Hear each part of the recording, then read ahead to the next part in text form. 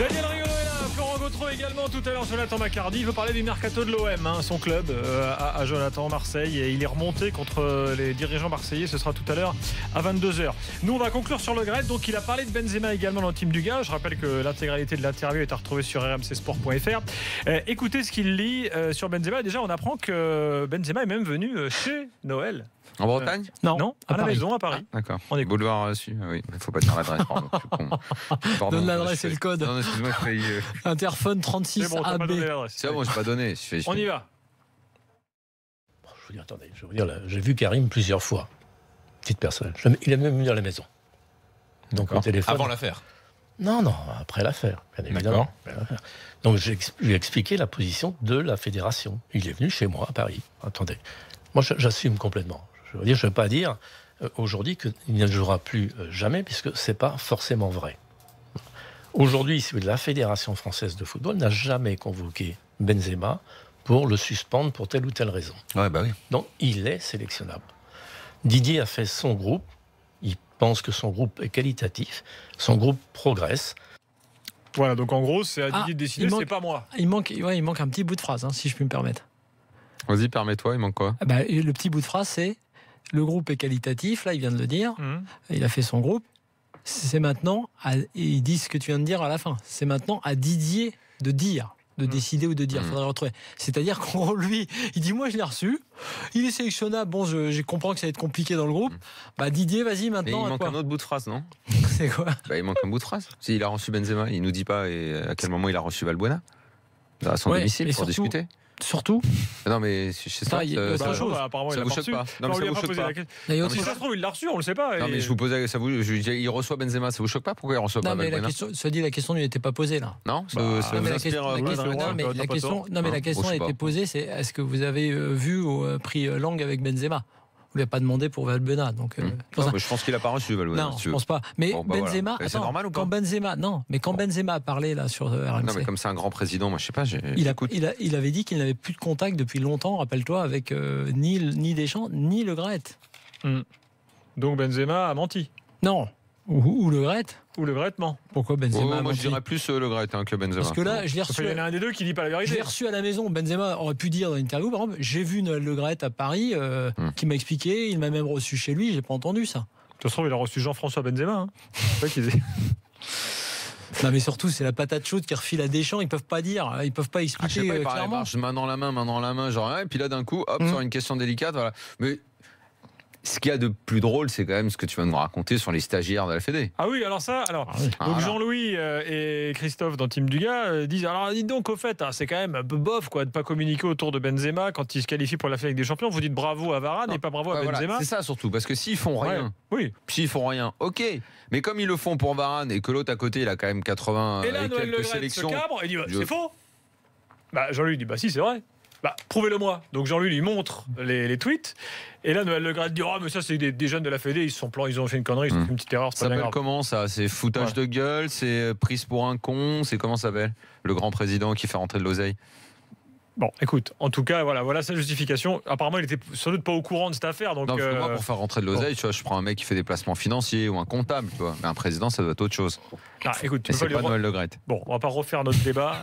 En tout cas, vous retrouvez l'intégralité. Que ça t'emmerde en fait. Non, pas du tout. Si, en fait, ça t'emmerde. Non, mais je sais que ça t'emmerde. Ce qui est incroyable, chez toi, ça fait pourtant 15 ans, même plus qu'on se connaît. C'est pour ça que c'est parce que je te connais, je sais que ça t'ennuie que j'ai raison sur ce point. Non, tu n'as pas raison sur ce point. Si, je sais très bien quand la gestion économique de la Fédé par Le Graët est une réussite. Non. Sinon, dans ces cas-là, tu prends un comptable. Allez, dossier suivant. Mais il doit y avoir des comptables, même plusieurs. À la sinon, Fédé, si c'est juste le fait de rentrer l'oseille et tout. Tu sais, Le Graët, c'est dans ces cas, tu prends comme dans Les Incorruptibles avec Costner et la bande là. Tu sais, ils prennent le petit avec les lunettes là. Il y a un truc qu'on a appris très tôt dans la cour d'école, Florent, rappelle-toi, c'est le plus intelligent qui cède. Donc je ne surenchéris pas la discussion. Et je lance le jingle Gautreau pour parler de l'équipe de France. C'est parti. On va discuter. Florent, il est remonté contre tout ce qui bouge et tout ce qui fait en sorte de le dépasser par la taille. C'était un guignol. C'est pas faux. Alors, tu voulais revenir toi sur la performance d'hier soir. T'étais pas avec nous hier soir. Tu voulais revenir sur la performance des jeunes notamment. Je vais revenir sur la performance des jeunes et sans céder au jeunisme et au dégagisme actuel, je veux dire quand même que je propose. Gérard Collomb, c'est pas non plus du jeunisme. Non, c'est vrai, loin de là. Il parle lentement en plus. Kanté, Dembélé, Lemar titulaires contre les Pays-Bas. J'ai pas mis bizarrement Mbappé pour des raisons tactiques, mais on peut y remédier également. Ce que je voulais dire par là, c'est que il y a toujours un mal pour un bien. C'est-à-dire que je préfère voir le verre à moitié plein que le verre à moitié vide.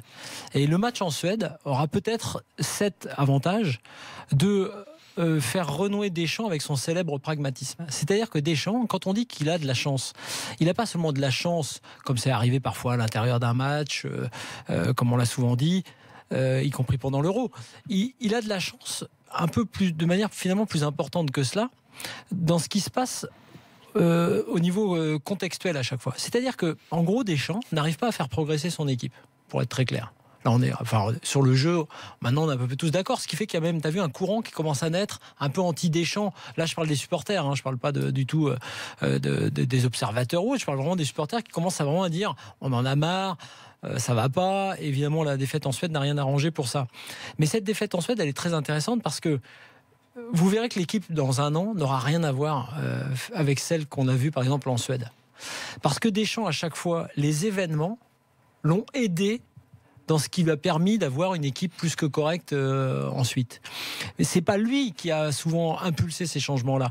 J'en veux pour preuve Umtiti pendant l'Euro. J'en veux pour preuve Payet qui lui tombe un peu du ciel pendant les matchs de préparation à l'Euro alors que c'était pas prévu et qu'il l'avait plus ou moins écarté à ce moment-là. Et là, il se passe la même chose. Il met un temps infini à changer, à être plus ambitieux. Il a les moyens de son ambition. Il y avait sur le banc de touche en Suède un banc qui faisait peur aux adversaires. Manu Petit nous disait tout à l'heure que il faut que ton équipe fasse peur. Il disait pas lui en termes mental, en termes physiques, c'est pas une histoire de couloir qui mène au terrain. Il disait il faut que ton équipe fasse peur techniquement. Et il dit cette équipe-là, il y a des joueurs qui te font peur. Quand tu es défenseur et que tu vois Dembélé ou Lemar ou Mbappé, tu peux dire oh merde, là on est mal. Mais ces joueurs-là, ils étaient sur le banc. Donc Deschamps les a laissés sur le banc jusqu'à la 75e. Bon, ça, on a déjà fait ce débat-là. Et là, hier, il les met. Évidemment, on se régale. Bon, c'était un match avec une équipe un peu bis aussi en face. Il ne faut pas brûler ce qu'on a adoré. Il ne faut pas tout déconstruire. Mais on a la preuve définitive qui s'était planté dans sa compo contre la Suède. Très bien. Qu'est-ce qui va arriver avec Deschamps ?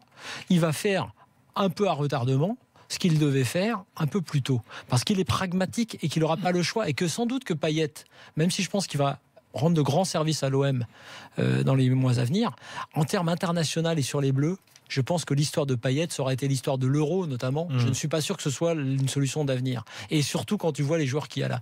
Donc je dis juste, et je dis juste que j'ai pas mis Mbappé là-dedans pour des raisons d'organisation. Et quand je dis qu'il faut pas tout déconstruire, Griezmann, Giroud, ça marche aussi. Selon les adversaires, il n'est pas impossible de faire Giroud Mbappé ou Griezmann Mbappé. Tu vois, on peut faire tout. Mais en tout cas, quand je vois ce que j'ai vu, il n'est pas scandaleux de dire que Kanté peut prendre la place de Matuidi. Il n'est pas scandaleux de dire que comme tu dois gagner et mettre un but de plus que l'adversaire contre les Pays-Bas, tu puisses voir à la fois Kanté, Dembélé et Lemar et un Mbappé dans les starting blocks à l'affût derrière Griezmann et Giroud. Et je pense que le pire, entre guillemets, c'est que on va se qualifier avec ces joueurs-là en particulier et sans doute décisifs. Et que derrière, on aura peut-être ces gars-là. Mais le problème, c'est que tout ce temps perdu pour la fameuse construction de l'idée, du projet de jeu, de ce qu'on ne voit pas en équipe de France, on le perd parce que Deschamps fait ses choix dictés par les événements au lieu de les faire en amont en se disant tiens, même là en Suède, même un choix de pragmatique, il aurait pu dire Grisou, il est un peu fatigué. Tous les mecs, la titulaire un peu tout le temps, ils sont un peu cramés. J'ai des mecs, des bombes atomiques sur le terrain. On va faire un coup, même par rapport aux Suédois dans la compo, ou même à la limite à la 45e minute quand je vois que ça marche pas avec Payet. Et il le fait pas. Mais il va le faire, contraint par les événements. Et c'est en ça que la défaite contre la Suède finalement aura été un mal pour un bien. Florent, dans quelques instants, Bilal dira s'il est d'accord ou pas avec toi. Daniel également et moi aussi. L'équipe de France est au programme de l'After. En attendant le mercato, en attendant également les chapeaux, je le rappelle, tout à l'heure après 23h, nos célèbres chapeaux sont de retour. Chapeau des latéraux ce soir. À tout de suite au 32-16.